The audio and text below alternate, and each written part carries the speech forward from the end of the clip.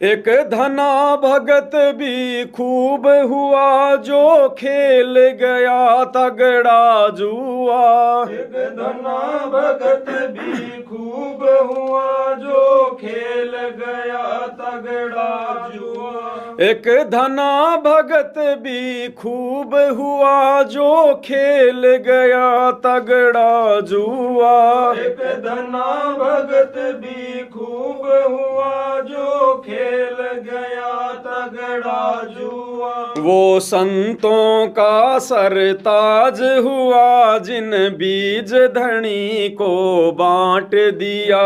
वो संतों का सरदार हुआ जिन बीज धनी को बांट दिया। उस भगत ने पाड़ा जीत लिया सतगुरु को गोविंद मान लिया। उस भगत ने पाड़ा जीत लिया सतगुरु को गोविंद मान लिया।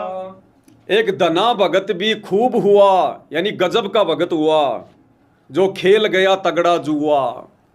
भक्ति वाला जुआ, ये ताश वाला जुआ नहीं, भक्ति का जुआ।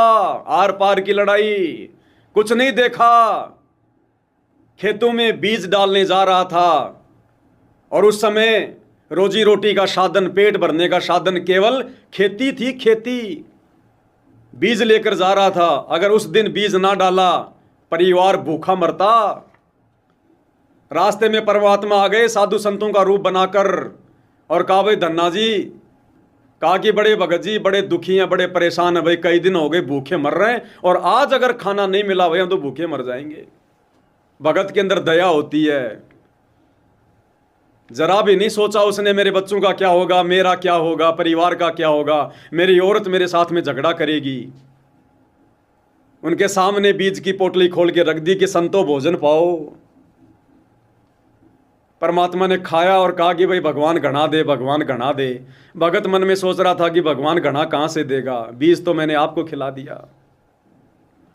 उसके खेत में परमात्मा ने कंकर से ज्वार पैदा कर दी, तुम्बों में ज्वार। वो धना भगत, एक धना भगत भी खूब हुआ जो खेल गया तगड़ा जुआ। और वो संतों का सरताज हुआ, यानी संतों में आज उसकी गिनती है, उसका नाम है जिन बीज धनी को बांट दिया। लेकिन वो धना भगत भी पार नहीं हो पाया भाई और बहनों, क्योंकि उस समय गुरु को परमात्मा तत्व ज्ञान के अभाव में आत्मा मान ही नहीं सकती थी। अब विचार करो भाई और बहनों, दिन